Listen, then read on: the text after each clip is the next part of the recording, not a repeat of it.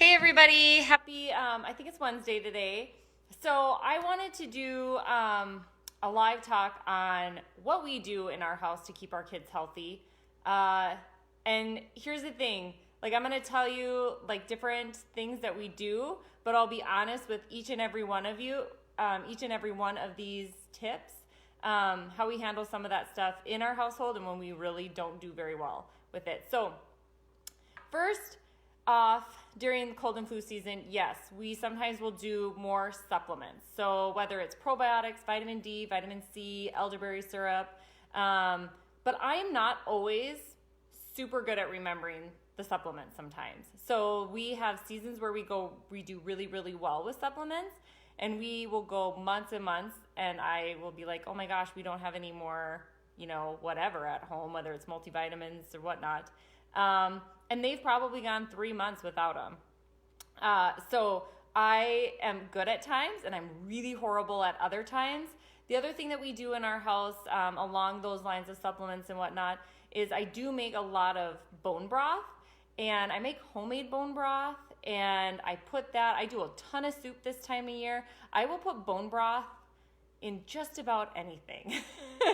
And so bone broth is awesome for the immune system. So when I make mine, tons of onions, tons of garlic, things like that. But we do a lot of bone broth this time of year to try and keep the kids' immune systems up. But we're not always perfect about that, okay? So we do go in strides where I don't do any supplements whatsoever. The other thing this time of season is trying to reduce stress. This time of year I feel like is super crazy, not only trying to get ready for the holidays with Thanksgiving and Christmas and buying gifts and all that kind of stuff, but also sometimes with kids' sporting events and those schedules. So trying to reduce stress as much as you can is always good. Trying to minimize that kind of stuff. The other thing is reducing sugar, which is huge because sugar is such a blow to the immune system. It's really going to deplete it. So yes, try to minimize it. But here's the thing, we're not perfect either. So this time of year, we are constantly having candy, and then right from Halloween, we go into Thanksgiving, and we go into Christmas, and then New Year's, and then Valentine's Day. I always forget Valentine's Day. But there's a lot of sugar this time of year, and that's really where cold and flu season gets really bad, is because of what we're consuming, not getting enough outside time, things like that.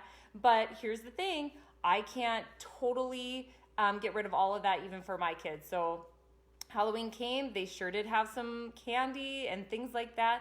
It's not about being perfect, okay? So reduce it, minimize it. Yes, we know it's not good for us, but you kind of got to live too. Yeah, like I'm not the person who is like, they can never have an ounce of sugar, they can never have dairy, they can never have gluten. We do have it in our house. So try to minimize it. The other thing is sleep. Sleep is so important, you guys. Like there's so many people who find it it's hard because Christmas cookies are the best. They are, Erica. I agree.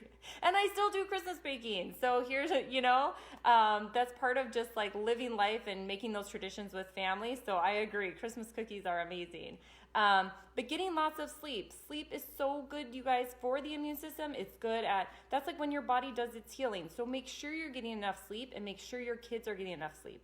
If you see that your kids are getting really run down and they are starting to get sick and things like that, maybe they have to take a night off and sleep instead and just zone out, crash on the couch, and just rest and recharge.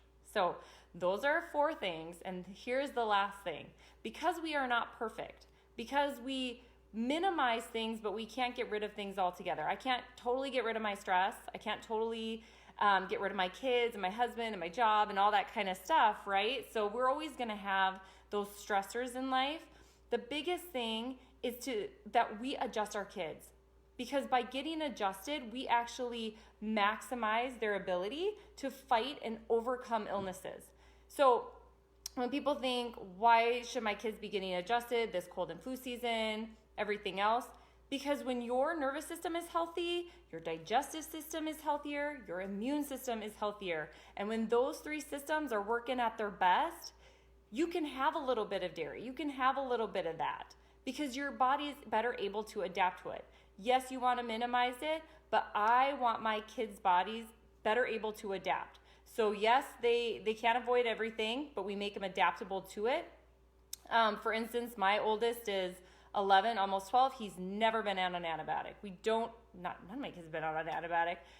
We don't have ear infections. We've never had ear infections. We've never had any of these things in our household. But their bodies are super adaptable and able to overcome those illnesses. They still go to school. They still go to daycare. We can't, take them out of school for the whole year. But we want to make sure that their bodies are adaptable to anything that they are exposed to.